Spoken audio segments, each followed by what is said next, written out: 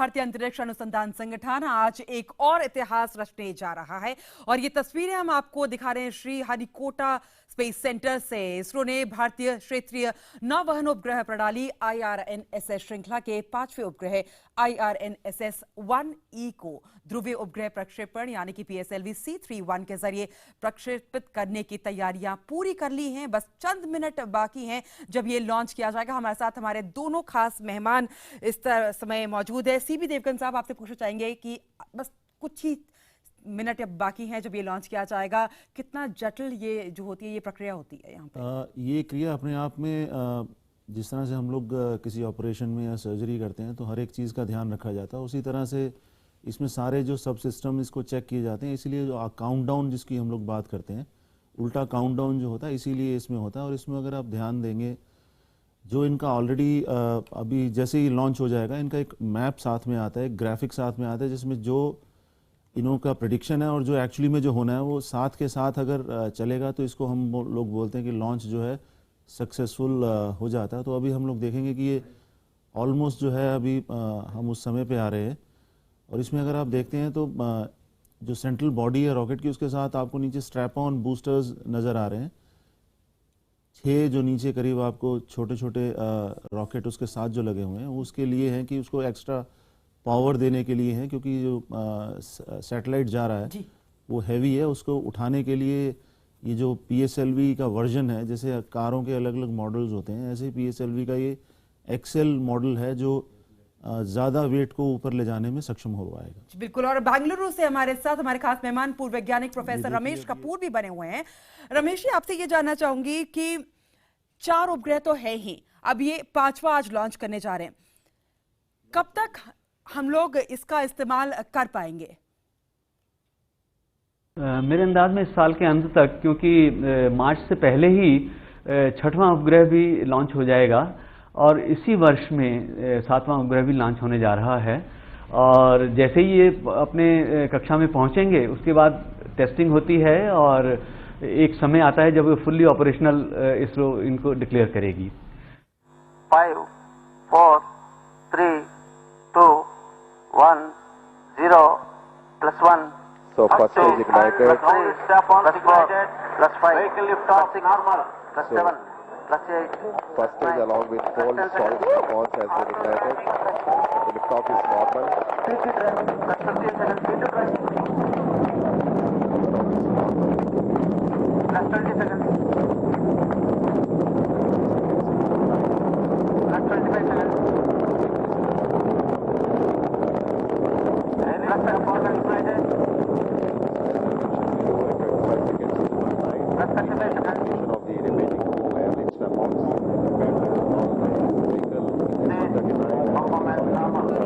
इसमें आप अगर हमें समझाना चाहें कि किस तरीके से इस तस्वीरों को समझा जाए। अब तो हो गया। और अगर आप देखेंगे स्क्रीन में लेफ्ट हैंड साइड में जो आपको लाइन कर्व नज़र आ रही है वो श्री हरिकोटा कोस्ट लाइन पे है, और जो रेड लाइन आपको नज़र आ रही थी वो प्रिडिक्टेड लाइन थी, और जो ग्रीन लाइन आपको नज़र आ रही है वो दिखा रही है कि वो बिल्कुल एग्जैक्टली जो अनुमान लगाया गया था उसी अनुमान के हिसाब से वो अभी लॉन्च चल रहा है। तो ये थोड़ी देर के बाद ये जो इसका पहली स्टेज है इसका नीचे वाला हिस्सा अलग हो जाएगा और दूसरा इंजन फिर स्टार्ट होएगा, जिसको हम लोग स्टेज 2 बोलते हैं। तो अभी जो हम लोग देख रहे हैं वो एग्जैक्टली जो हमें चाहिए था वैसे का वैसा ही ये अभी अपने उड़ान में ये बिल्कुल जा रहा है उसमें।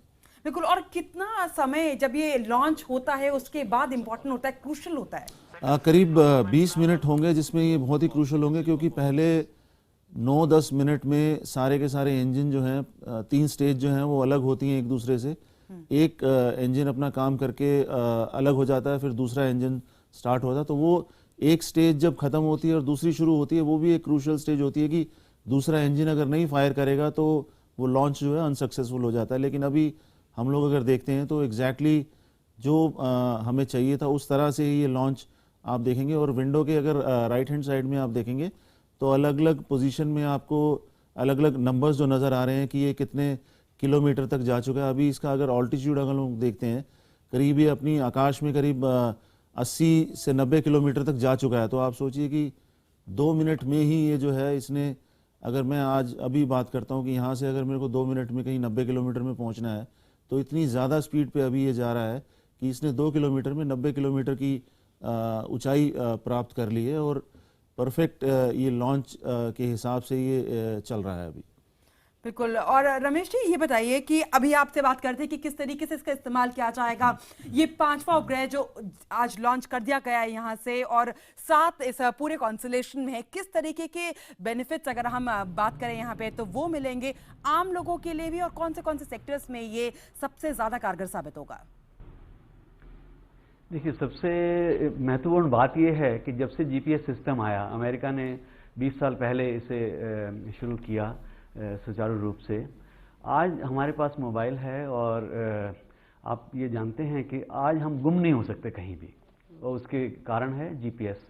तो भारत का जब अपना स्टैंडर्ड पोजीशनिंग सर्विस सक्रिय हो जाएगी, जो जीपीएस का इक्विवेलेंट होगा, तो वो हमारी अपनी होगी। आत्मनिर्भरता में हमारा एक बहुत ही महत्वपूर्ण कदम होने जा रहा है इसी वर्ष के अंदर, और ऑलरेडी जो 4 सैटेलाइट हैं वो सक्रिय हैं, वो काम कर रहे हैं, और फिर तालमेल बिठाया जाता है। और ये 7 की जो कॉन्स्टलेशन होगी, ये एक बड़ा रेंज कवर करेगी, यानी 30 डिग्री साउथ से 50 डिग्री नॉर्थ लैटिट्यूड में और 30 डिग्री ईस्ट से 130 डिग्री ईस्ट लॉन्गिट्यूड में। तो भारतवर्ष तो पूरा कवर होता ही है, साथ में करीब 1500 किलोमीटर का और इलाका भारतीय और हिंद महासागर और इधर उधर का जो इलाका है वो कवर होता है।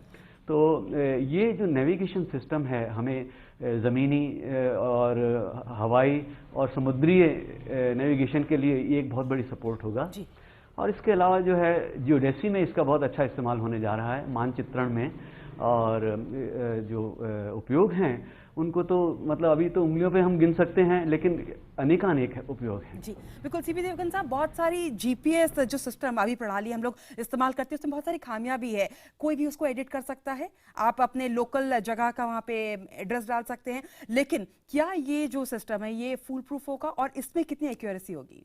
देखिए, कोई भी जीपीएस सिस्टम जो होता है उसमें 2 तरह के यूज़ होते हैं। एक होता है सिविलियंस के लिए और एक होता है रिस्ट्रिक्टेड, जिसको टैक्टिकल पॉइंट ऑफ व्यू से यूज़ करते हैं। तो सिविलियन एरिया में हमेशा जो उसकी एक्यूरेसी थोड़ी सी कम रखी जाती है, ताकि कोई भी उसको किसी टारगेट को बहुत एक्यूरेटली ना देख पाए। तो इस सिस्टम की एक्यूरेसी जो बताई जा रही है करीब 20 मीटर होगी, कि अगर मैं आपको लोकेट कर पाऊंगा तो आप अपनी जगह के 20 मीटर के दायरे में कहीं भी मेरे को दिख जाएंगे। लेकिन अगर वही रिस्ट्रिक्टेड पोर्शन अगर यूज़ करेंगे तो उसकी एक्यूरेसी करीब 6 या 8 मीटर तक चली जाएगी।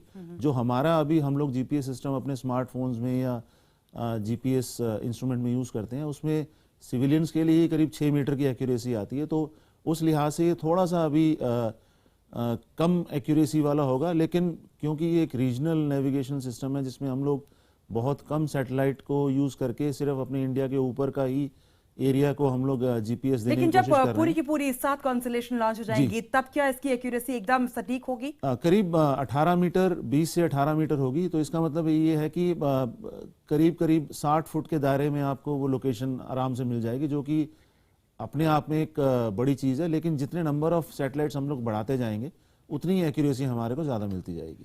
चलिए, हमारे साथ हमारे दोनों खास मेहमान बने रहेंगे। तो आज श्री हरिकोटा से IRNSS-1E को लॉन्च कर दिया गया, ये 5वां उपग्रह जो आज लॉन्च किया गया, और इससे उम्मीद की जा रही है कि भारत का अपना जीपीएस सिस्टम होगा जो यूएस के मुकाबले होगा, और हो सकता है आने वाले दिनों में उससे बेहतर भी।